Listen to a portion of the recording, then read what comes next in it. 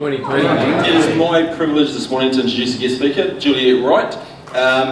Just before Christmas we were looking for some bookshelves and Hetty Johnson said, why don't you try and, with this organisation, this charitable organisation, Givit. Never heard of them, so I went on and had a look, registered, sent them an email, they go, yeah, we'll be able to find some. So they got us a couple of bookshelves which helped out and they were free. And I thought, what a great story. So sent an email to them, got in touch with Juliette. This is before Christmas, so we've been very persistent, haven't let her wiggle out of it. And so she's come along this morning to give a presentation on what Givit is and what it does. Since I first got introduced to it, heard her on the radio a couple of times. Unfortunately, she was talking to Anna Bly, so don't hold that against her, Sam, okay? That's all right. And Madonna King was the other one I think I heard you talking to. So, great story, and I'm sure everybody would love to hear it.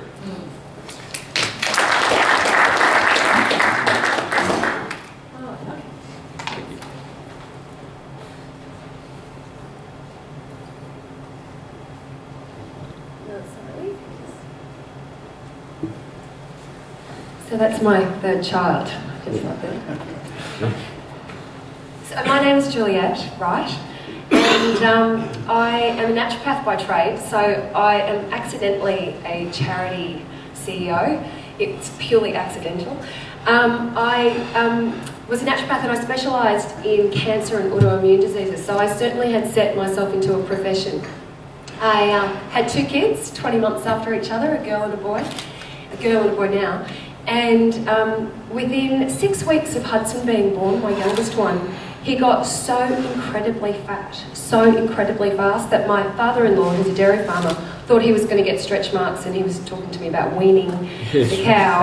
And it was quite serious because in 6 weeks he had put on something like 6 kilos. Like, it was outrageous how much weight he'd put on. He had gone from 000, ladies, to 0 in a month.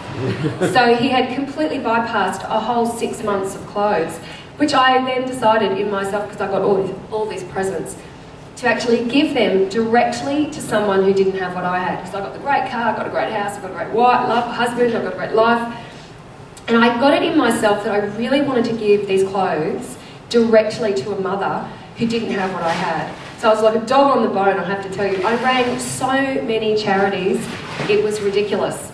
I rang, I would say, close to 40, but the first 3 that I rang, the first one said, and I thought I'd hit the mark because it was a homeless centre for children and mums, and they said, no, we just need sanitary items. I was going, okay, well, all right, okay, so where do you get your clothes from? And they said, we get the pick of the bunch from Lifeline and Salvos. And I went, okay. So I rang another charity and they said, well, no, we need underwear. And I think that was the difference between me and every other person that rang up, as I said, well, what do you need? And the answer was always surprising and slightly fascinating to me. The third charity I rang up, and it had taken me weeks to get this number because it was a secret shelter for homeless women and children.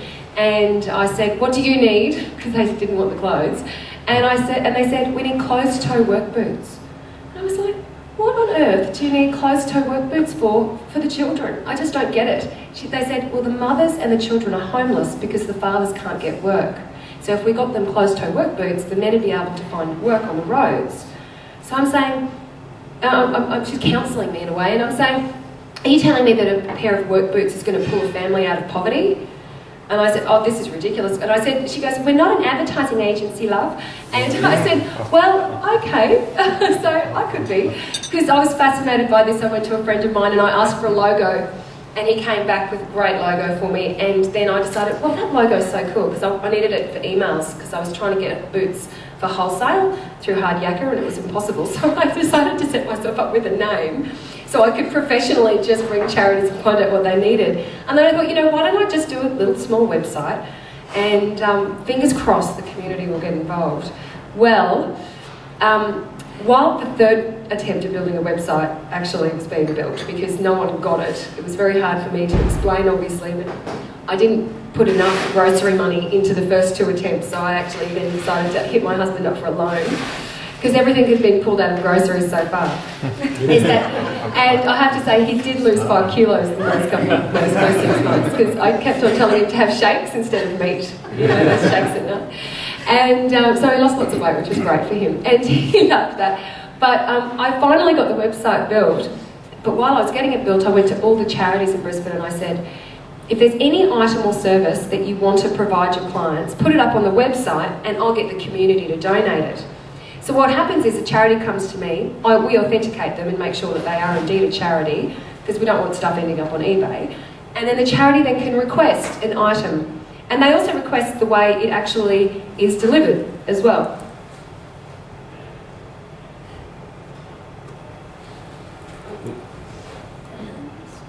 There's a couple of meals on the side. So, this is a list of stuff here that's on the Givit list today. So the shampoo, conditioner, deodorant for a man or a woman, and our agency supports asylum seekers. They want it dropped off in Windsor. So they were really specific about what they need and who's it for and what kind of delivery method and where it goes. And it was funny because I launched through Facebook. So everybody here on Facebook? Yeah. Yep, love it. And within an hour and a half, something had got donated. And I cried, and I was like, it was a microwave. It was the best microwave ever. And I was just going, right, someone gets it. It's targeted giving. Someone else out there has given something to someone. And I suppose what I was crying the most about was the person that donated it was not my mother, but was someone I didn't know. And it was a highlight of my life. I was high-fiving the plant in the office. I was so excited. And I realised that there's other people out there that want to make sure that people get what they actually need, not what we think they need. Because what we think they need, they honestly don't need. Because I've been doing this now for a while, and it is surprising what actually can pull a whole family out of poverty, like a bike. So the second item that actually got donated was a bike, and with a carriage on the back of it. And it was for a homeless girl, who had been kicked out of her home. And this agency had found her accommodation, but what they wanted was a bike with a carriage on the back of it so that she could get the child to daycare. And it was raining at the time it was getting donated, and I was like, oh God. And I was thinking about this child on the back of a bike. Anyway, I had got word after it was donated, because it was the second thing that got donated. It was within that first week, within a day or two. And I had feedback from the charity 2 weeks later saying that the girl had got the child into daycare, had secured herself a part-time job and was raising money for a car. So it was simply a bike and that agency that actually made sure that that girl and that child were contributing to society now. And I went, I've got it, I'm onto something here. Goosebumps. And I was like, right. Anyway, within 2 weeks I was working full-time. Within a couple of months, I had 20 charities, then I had 60, then I had 120 charities doing this. I have the biggest charities, Salvation and Lifeline are the biggest users of the service, believe it or not. And we've also got, I think, 340 today. So we've just gone national in March. We just went national, and it's slowly, because we've got such a presence here in Brisbane, we're spreading up and down the coast now.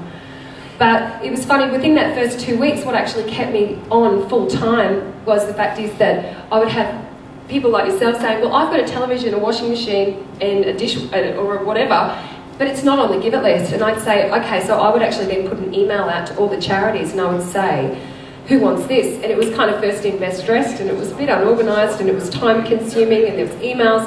Like I would have to do lots of emails to do it. So what I decided to do, and my husband sells sheds, so this was kind of his idea, he said, well, why don't we set up a virtual warehouse where if you have a pram or some baby clothes, you can actually just put it onto the donate site. You go donate items up here, because you can donate your time through Givit as well. And you actually just fill in the list.